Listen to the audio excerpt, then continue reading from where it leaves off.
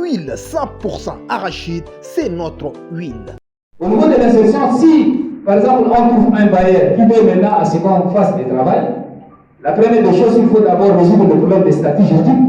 Si une fois le problème est déjà résolu, il faut maintenant passer deuxième étape, c'est l'insertion. L'État, on va s'asseoir aussi avec l'État. L'État aussi est responsable de ça, c'est-à-dire qu'il doit prendre la responsabilité de l'insertion. En quoi faisant?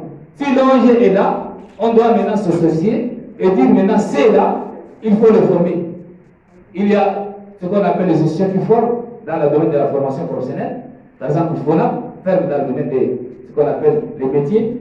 Il y a ce qu'on appelle aussi ONAP. Tout ça, ce sont des institutions étatiques qui forment. Maintenant, sur l'insertion, on ne va pas leur donner de l'argent, non. D'abord, il faut former la personne et après, maintenant, peut-être donner le moyen de travailler.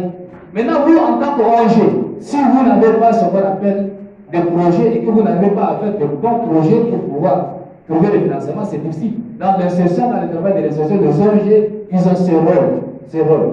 Parce que c'est le montage des projets, c'est une matière que j'enseigne aussi en master, ce qu'on appelle business plan, où il faut ce qu'on appelle le montage des projets en termes d'insertion. Donc maintenant, si l'insertion, s'il faut trier lesquels il faut former, ceux qui sont formés, est-ce qu'il faut leur donner automatiquement des financements ou donner des financements que l'institution étatique contrôle en quelque sorte le financement? C'est une question pour pouvoir aboutir au projet. Tout ça, c'est des problématiques qu'il faut maintenant chercher à résoudre pour pouvoir faire ce qu'on appelle l'insertion. Donc sinon, la société civile a beaucoup à faire au niveau de l'insertion, surtout à travers des projets. Monter des projets en termes d'insertion. Je ne vais pas trop monopoliser la parole. Je donne déjà au modérateur de donner et on va beaucoup plus répondre aux questionnaires, même dans les demandes, par exemple, des montages de projets. J'ai aussi écrit un livre qu'on appelle Guide pratique de l'entrepreneur Richard. Je voudrais d'abord poser un certain nombre de questions, surtout parler de pourquoi la société civile doit-elle jouer un rôle dans la réinsertion et comment peut-elle jouer ce rôle. La première question, pourquoi la société civile doit-elle jouer un rôle? Parce qu'il y a un but. Il y a un but que la société civile doit combler. Mais avant d'évoquer ce point, je voudrais dire qu'aujourd'hui, nul n'ignore qu'à l'heure où nous sommes, il y a une résurgence des attaques de Boko Haram en Afrique. Il faut voir la situation du Mali.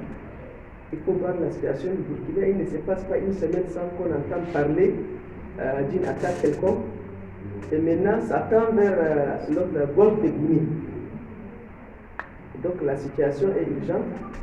Et à mon avis, pourquoi il y a résurgence des attaques des djihadistes? Parce que ceux qui se sont désengagés, on ne s'est pas occupé d'eux, et maintenant ils reviennent. C'est pourquoi j'ai dit que la société civile a un rôle très important à jouer et urgent et à ce qui concerne le Tchad, parce qu'il y a un but. Imaginez pour les autres pays, que ce soit en Afrique et même en Europe, tous les gouvernements ont dressé un plan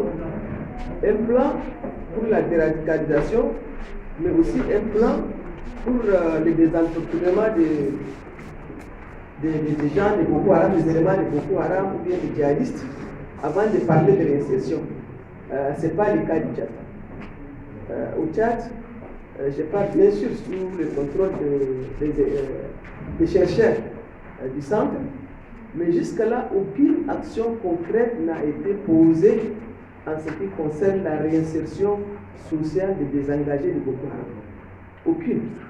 Pourquoi? Parce qu'au Tchad, quand les éléments de Boko Haram viennent se rendre, on les arrête pour un temps, on les garde en prison et après on les laisse dans la nature en disant qu'on les a confiés aux responsables de leur communauté. Voilà la triste réalité en ce qui concerne notre pays.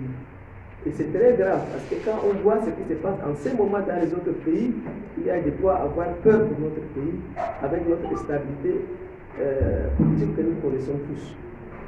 Donc, le rôle que doit jouer la société civile est très important.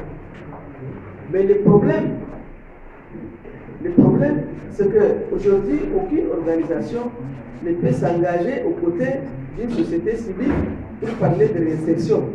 Parce que tous les désengagés parmi eux, comme l'a dit tout à l'heure, certains intervenants, il y a des criminels, il y a des assassins. Donc on ne peut pas, tant que ces gens ne se sont pas, comment dirais-je, pris l'engagement. The audience, that is a mix both from women's groups but also youth and from civil society, because I think the work that you do is very important. We are funding the program on prevention of violent extremism, and there are certain things that you absolutely need the involvement of the communities and civil society to achieve.